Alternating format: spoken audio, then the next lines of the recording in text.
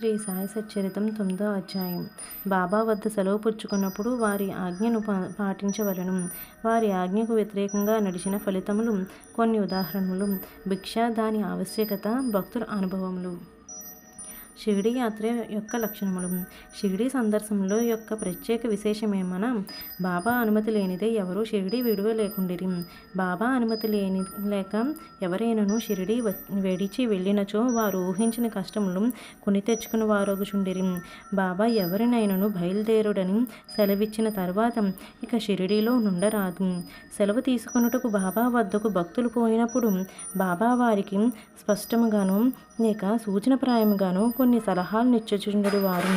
బాబా ఆదేశానుసారం నడిచి తీరవలెను. వ్యతిరేకంగా పోయినచో ప్రమాదములు ఏవో తప్పక వచ్చుచుండెడివి. ఈ దిగు అట్టి ఉదాహరణలు కొన్ని ఇచ్చుచున్నాను. తాజా కోటే పాటిల్. తాజా కోటే పాటిల్ ఒకనాడు టాంగాలో కోపర్ గాంలో జరుగు సంతకు బయలుదేరను.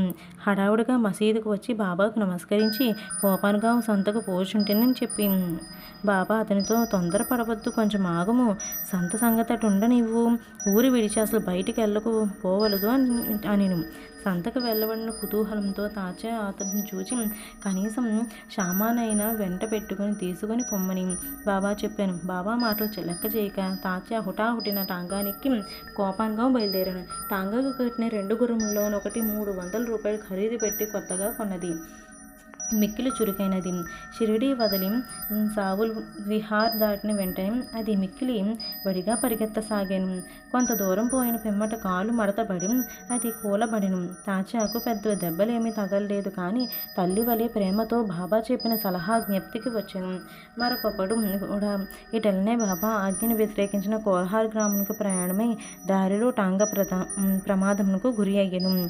ఐరోపా దేశస్థుని ఉదంతం.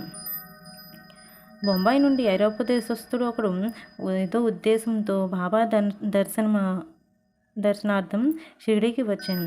తనతో నానాసాహెబ్ చందోద్కర్ వద్ద నుంచి తనను గూర్చిన ఒక పరిచయ పత్రమును కూడా తెచ్చాను.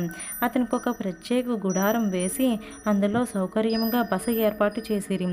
బాబా ముందు మోకరిల్లి వారి చేతిని ముద్దడి వల్లని కోరికతో అతడు 3 సార్లు మసీదు ప్రవేశంపై యత్నించాను. కానీ బాబా అతన్ని మసీదులోకి ప్రవేశించుటకు నిషేధించాను. క్రిందగా మసీదు ముందు గల బహిరంగ ఆవరణంలో కూర్చుండియే తమను దర్శించుకొనవలని అనుకునిరి. అతడు తనకు జరిగిన మర్యాదకు అసంతుష్టిపడి వెంటనే షిరిడీ విడవలసిందని నిశ్చయించుకున్నాను. బాబా సెలవు పొందుటకు వచ్చాను. తొందరపడక మరుసటి దినం పొమ్మని బాబా చెప్పాను. తక్కిన వారు కూడా బాబా ఆదేశం పాటించమని సలహానిచ్చిరి. ఆ సలహాను ఖాతరు చేయగా అతడు టాంగా నిక్కి షిరిడీ నుండి బయలుదేరను. మొదటి గుర్రం బాగుగా పరిగెత్తి సావుల్ విహార్ దాటిన కొద్దిసేపట్లో ఒక సైకిల్ అతని టాంగాకు ఎదురుగా వచ్చాను. దాన్ని చూచి గుర్రం బెదిరినది. టాంగా తలకిందులయ్యాను. ఆ పెద్ద మనిషి కింద పడి రోడ్డుపై కొంత దూరం ఈడవబడెను. ఫలితముగా గాయములతో బాగు చేసుకున్నటకు కోపాన్గాంలో ఆసుపత్రి పాలయ్యాను. ఇటువంటి అనేక సంఘటనలు మూలమున బాబా ఆజ్ఞను ధిక్కరించువారు ప్రమాదంలో పాల్గొదరని, బాబా ఆజ్ఞానుసారం పోవారు సురక్షితంగా ఉందురని జనులు గ్రహించిరి. భిక్ష యొక్క ఆవశ్యకత. బాబాయే భగవంతుడైనచో వారు భిక్షాటనం చేయం జీవితమంతయు గడపనేలా అను సందిగ్ధము చాలామందికి కలగవచ్చును. దీనికి భిక్షాటనం చేసి జీవించు హక్కు ఎవరికి కలదు? పంచశూనములు వానిని పోగొట్టుకుని మార్గమేది అను 2 ప్రశ్నలకు వచ్చు సమాధానంతో సమాధానపడుము. సంతానము, ధనము, కీర్తి సంపాదించుటయే ధనాపేక్షం వదులుకొని సన్యసించువారు భిక్షాటంచే జీవించవచ్చునని మన శాస్త్రములు ఘోషించుచున్నవి. వారు ఇంటి వద్ద వంట ప్రయత్నం చేసుకొని తినలేరు. వారికి భోజనం పెట్టు బాధ్యత గృహస్థులపై కలదు. సాయిబాబా గృహస్థుడు కారు, వానప్రస్థుడు కూడా కారు. వారస్థలి బ్రహ్మచర్యలు. బాల్యం నుంచి బ్రహ్మచర్యమునే అవలంబించుచుండిరి. ఈ సకల జగత్తువంతయు వారి గృహమే. ఈ జగత్తుకునకు వారు కారణభూతులు. వారిపై జగత్తు ఆధారపడి ఉన్నది. వారు పరిబ్రహ్మస్వరూపులు కాబట్టి వారి భిక్షాటన చేయు హక్కు సంపూర్ణముగా కలదు. పంచశూనములు వారిని తప్పించుకుని మార్గమును ఆలోచింతము. భోజన పదార్థములు తయారు చేయుటకు గృహస్థులు అయిన 5 పనులు తప్పక చేయవలను. అవి ఏవనగా దంచుట లేక రుబ్బుట, విసురుట, పాత్రలు తోముట, ఇల్లు ఊడ్చుట తుడుచుట, పొయ్యి అంటించుట. ఈ 5 పనులు చేయనప్పుడు అనేక క్రిమికీటకాదులు మరణించుట తప్పదు. గృహస్థులు ఈ పాపం అనుభవించవలను. ఈ పాప పరిహారమునకు మన శాస్త్రములు 6 మార్గములు ప్రబోధించుచున్నవి.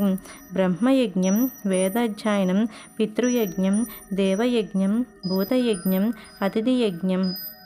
శాస్త్రములు విధించిన ఈ యజ్ఞములు నిర్వర్తించినచో గృహస్థులు మనసులు పాపరహితములగును. మోక్ష సాధమునకు ఆత్మ సాక్షాత్కారం ఇవి తోడ్పడును. బాబా ఇంటికి వెళ్ళి భిక్ష అడుగుటలో ఆ గృహస్థులు వారు చేయవలసిన కర్మను బాబా జ్ఞప్తికి తెచ్చినట్లయినది.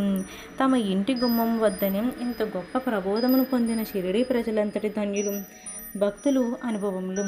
శ్రీకృష్ణుడు భగవద్గీత 9వ అధ్యాయం 26వ శ్లోకం యందు శ్రద్ధాభక్తులతో ఎవ్వరేని పత్రము గాని, పుష్పం గాని, ఫలము గాని, నీరు గాని అర్పించినచో దాన్ని నేను గ్రహించదను అని నుడివెడెను.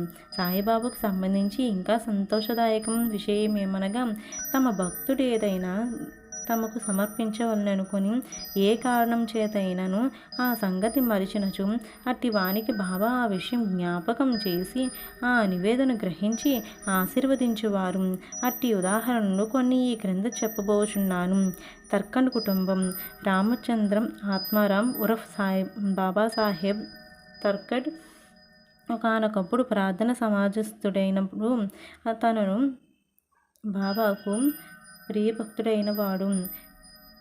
వాని భార్యాపుత్రులు కూడా బాబాను మిగులు ప్రేమించుచుండేవారు.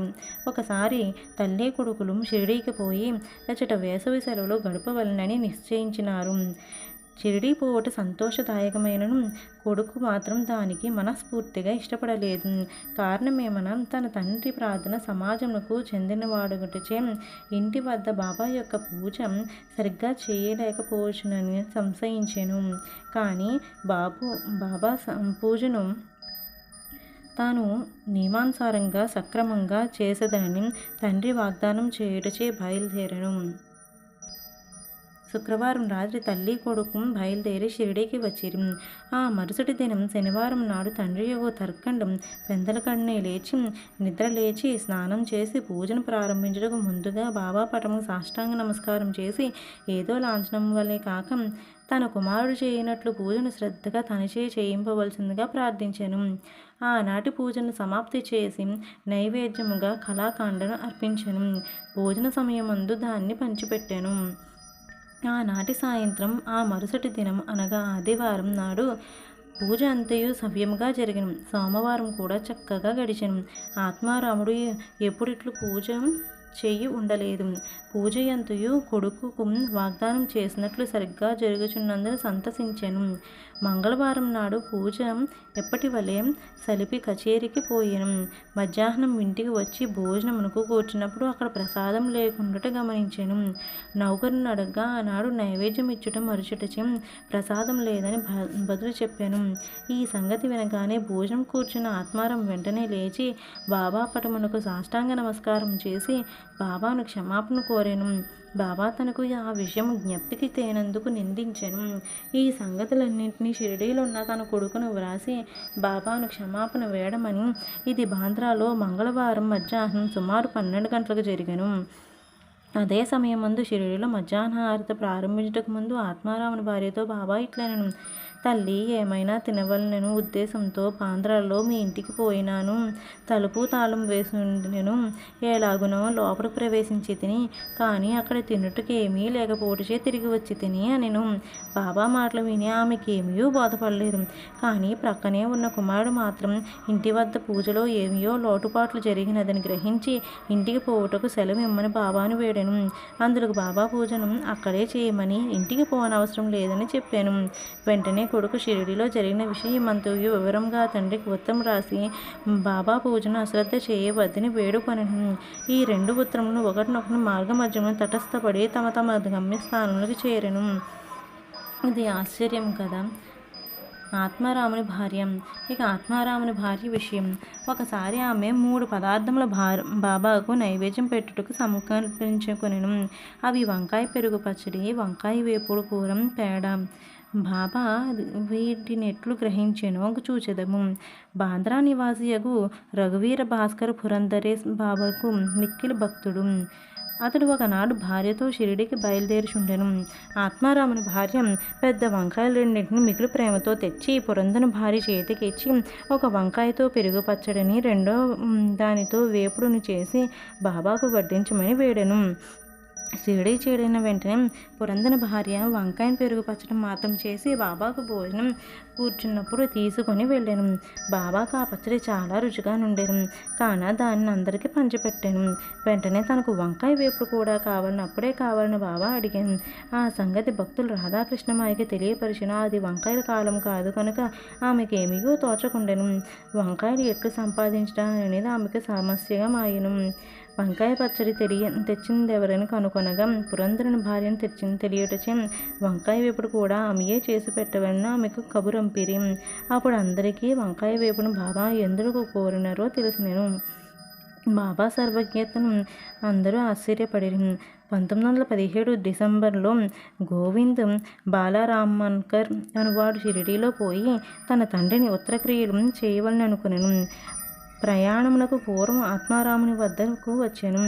ఆత్మారాం భార్య బాబా కొరకై పంపవలని అనుకునేను. ఇల్లంతయు వెతికాను, కానీ ఒక్క పేడ తప్ప ఏమీ కనిపించలేదు.